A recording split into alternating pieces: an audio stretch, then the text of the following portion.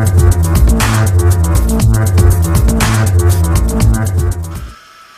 guys, happy Homebrew Wednesday. I've got an interesting one for you guys today. First off, let's hear the small snippet of music.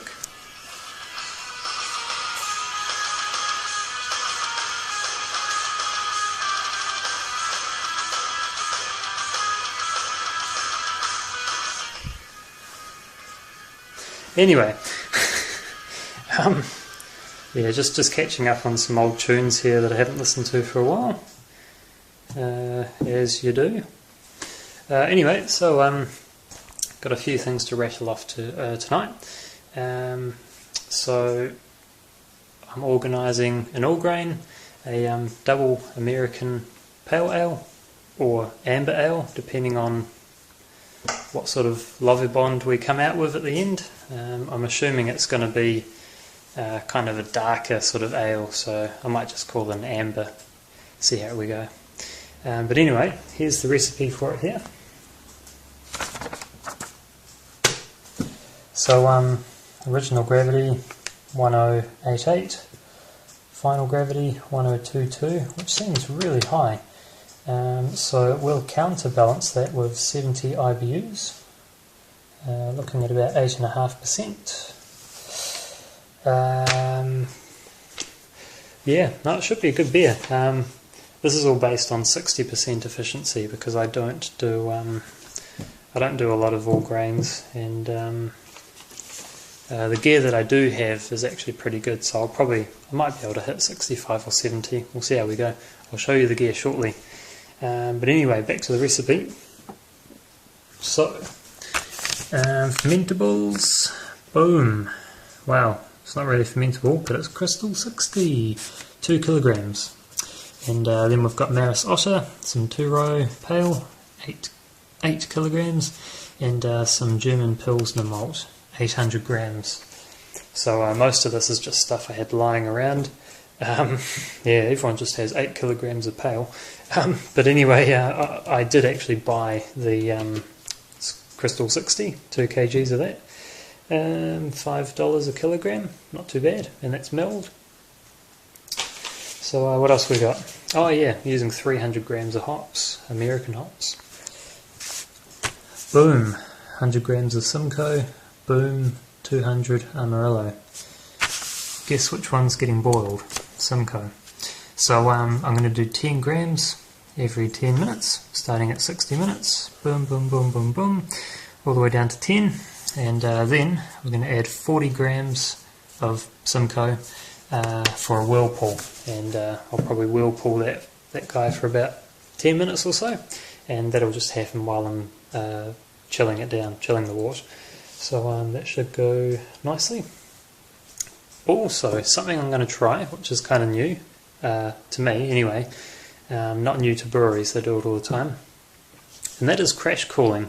So I'm going to dry hop 100 grams of Amarillo for 7 days at brewing temperatures, and then at the 7th day I'm going to pull out that bag and bang, going to smack in another 100 grams of Amarillo, and I'm going to turn that fridge on.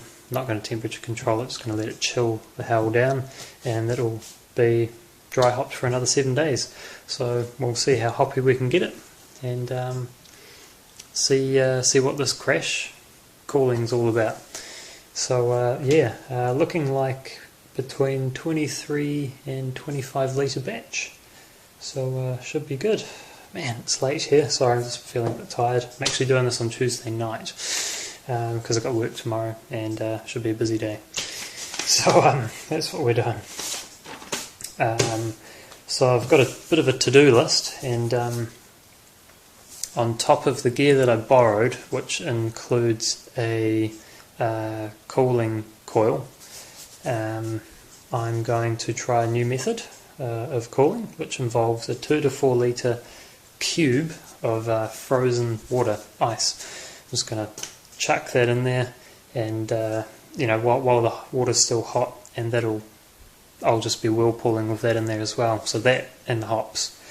So I've got to organise that. Borrow a boiling pot and coil. tick, that's all done. Borrow mash tun, tick, that's done.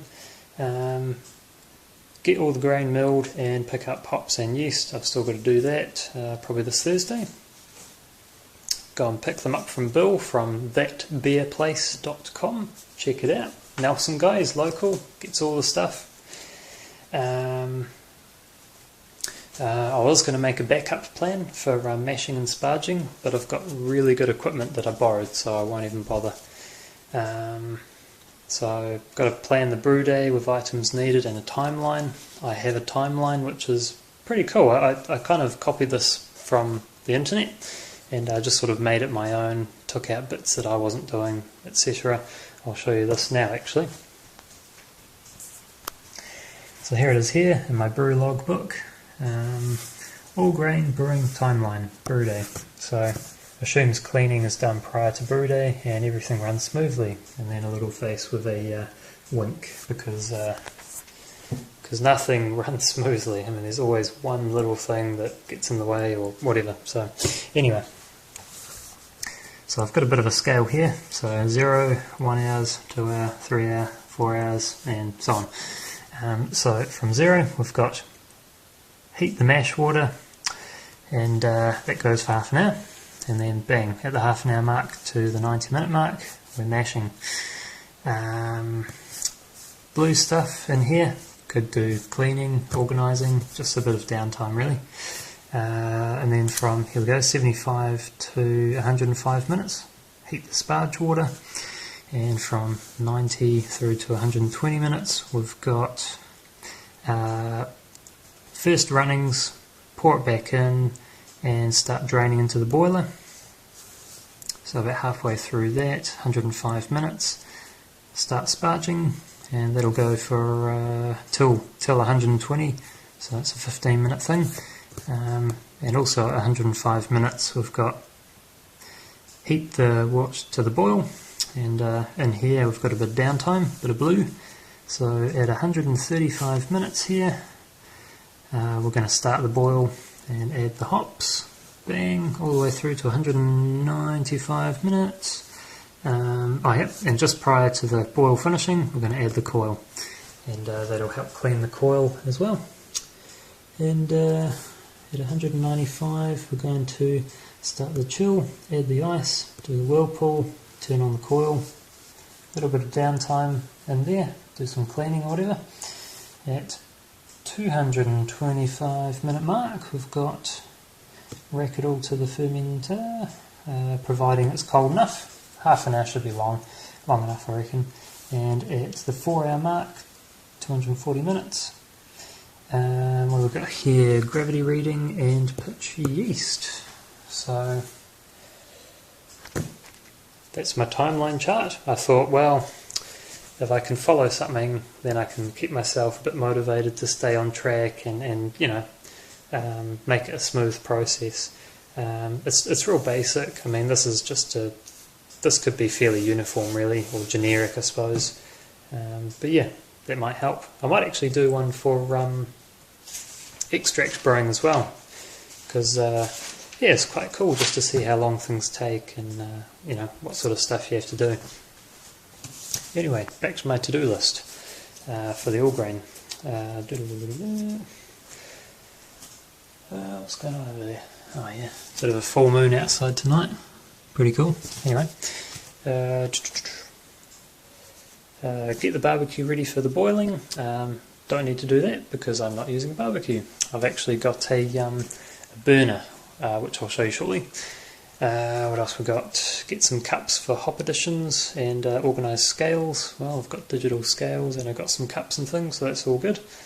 I'm going to get some bags of netting, sort of like a muslin cloth I suppose for the hop additions. I've got some muslin cloth, so that's fine. Organise that the kids are busy.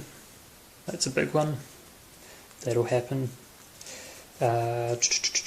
Sort out some cameras and angles because I want to film this, sort that out, show you guys what I'm up to, and make sure I've got enough cleaner and steriliser. So yeah, tick, I've got heaps, so that's all good.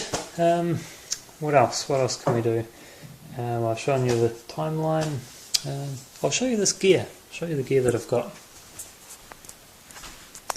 So there's my 25 kg sack of Maris Otter.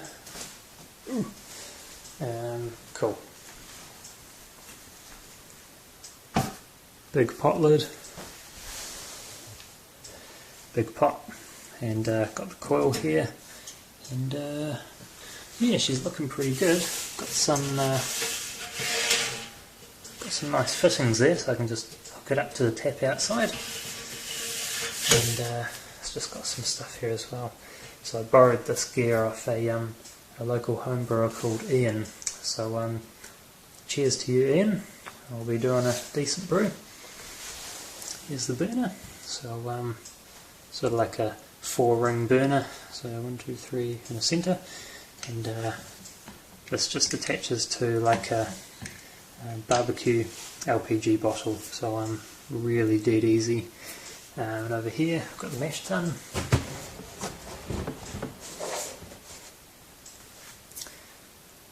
Boom.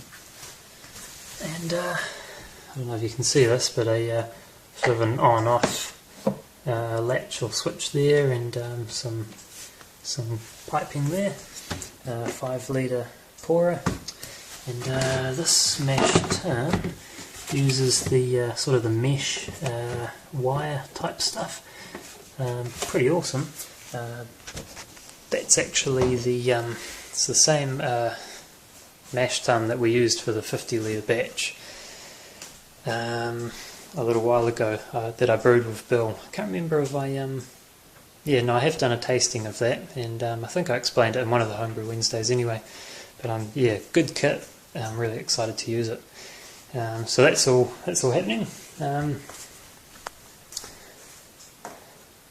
What do we got here? Oh, look at that.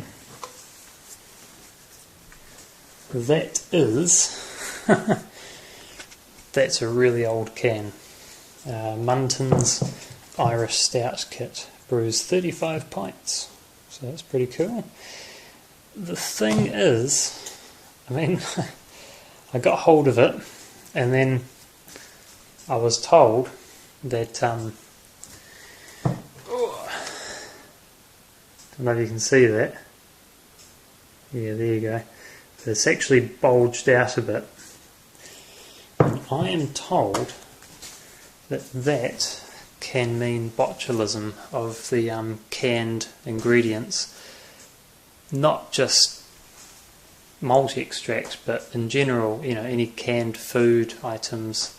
If it bulges out like that after a while, it can mean botulism, and that's sort of beyond repair, and can make you quite sick. So the thing is, I'm probably not going to end up brewing this, just because, you know, I mean, it could be alright, but it's better to be safe than sorry, you know. And yeah, bit of a bugger, but that's how stuff happens, you know. So yeah, pretty interesting though. It's got all these instructions on the back.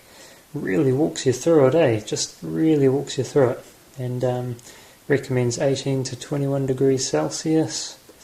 Talks about the hydrometer readings and all that sort of stuff, the gravity. Ingredients: 100% hopped malt extract, yeast in separate sachet. Manufactured by Munton and Fisson. Setters Factory, Stowmarket, Suffolk, England. So that's pretty cool. Yeah, problem is, I'm not going to be brewing it, so sorry guys.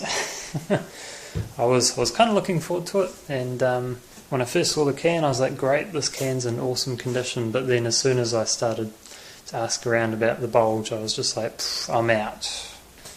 So oh well. Pretty cool piece of memorabilia though. It's about 10 to 15 years old apparently, so could be pretty cool to just sit on a shelf, you know. And so on and so forth. Here's a little sneak preview. Guess what that is?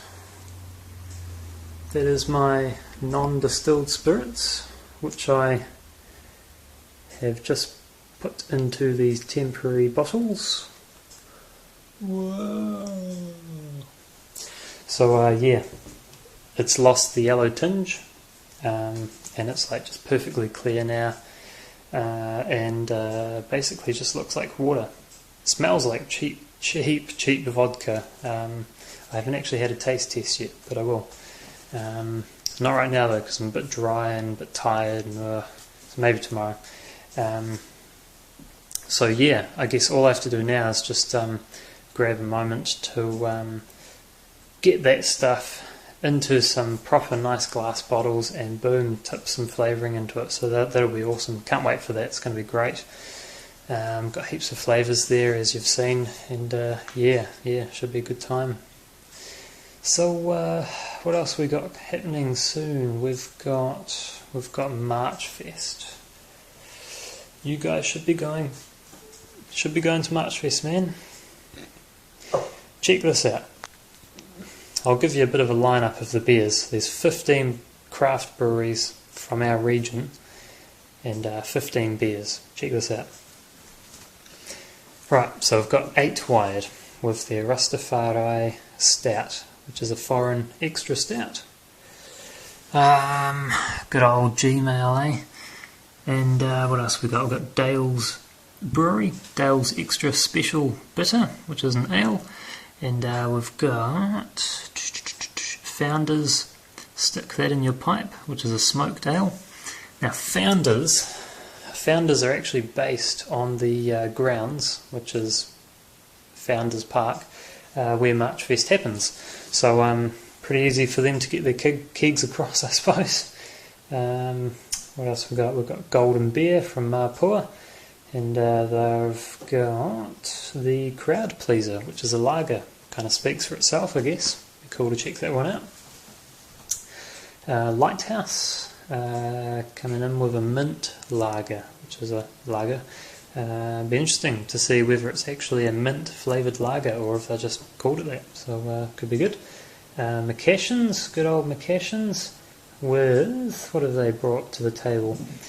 In Pacific, which is, get this, a coconut and vanilla pilsner. I know. Could be interesting, right? What else we got? We've got Monkey Wizard from out in Motueka, and they're bringing the Funky Monkey, which is a white IPA. Cool, man. We've also got Moa with the Moa Southern Alps, which will be a wheat beer, so that'll be a nice one. Oh, this is a good one. The Muscle Inn from, I think they are in, is it Takaka? Gosh, can't remember. They're bringing the Love Mussel, which is a mussel porter. Awesome name. Renaissance from Blenheim. Those good guys are bringing in a Scotch on Rye 70, which is a Scottish ale. If any of you know what Scotch on Rye 70 means, then put a comment down there. Sounds interesting. What else we got? We've got Sprig and Fern. Those guys are doing pretty well with the Oceania Ale, which is going to be an amber ale. Should be nice. And also we've got Totra with a beer called Gold Rush, which will be a lager. We've also got Little Old Townshends with Tiradla, which is a lager as well. And last but certainly not least, we've got the West Coast Brewery bringing along their 1080 IPA. Man, I wonder if there's a clue in the name there somewhere. That'll be interesting. So there's the lineup for March Fest. I am thoroughly looking forward to that. And I'm also thoroughly looking forward to some free tickets. I don't know if it's going to happen, but we might be working out some sort of deal for sober members who are turning up and manning the stand, so that'll be extra incentive to go. So yeah. Well, I think that's probably enough from me. I've still got a couple of jobs I have to do tonight before I go to bed. What's the time? 11:05. Should probably cut this short now. So yeah, no, I hope you guys are having a good one. Have a good rest of your week, and so will I, and I'll be keen to check out your videos. It's always a good watch, you know, just sit down after work and have a relax and check out some vids, and yeah, it's always nice to see what people are up to. So yeah, have a good one guys, and catch you later. Cheers.